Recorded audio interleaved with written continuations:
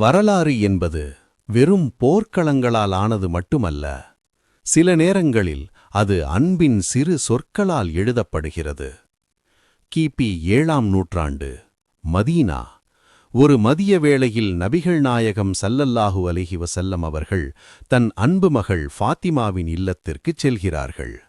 அங்கே அலி ரலி அவர்கள் இல்லை.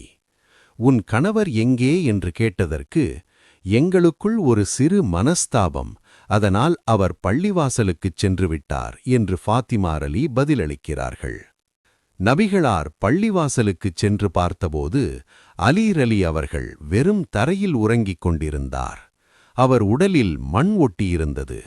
அகிலத்தின் அருட்கொடை நபிகள் நாயகம் ஸல்லல்லாஹு அலைஹி வஸல்லம் அலி ரலி அவர்களின் உடலிலிருந்த மண்ணை தன் கரங்களால் தட்டிவிட்டுக் கொண்டே மிகுந்த அன்போடு அழைத்தார்கள். யா அபா துராப், யா அபா துராப், அதாவது மண்ணின் தந்தையே, எழுந்திருங்கள். மண்ணின் அரசன் என்ற அதிகாரத்தை விட மண்ணின் தந்தை என்ற அந்த எளிய பெயரையே அலி ரலி அவர்கள் தன் வாழ்நாள் முழுவதும் நேசித்தார். அஸ்ஸலாமு அலைக்கும் வரஹ்மத்துல்லாஹி வபரகாத்து.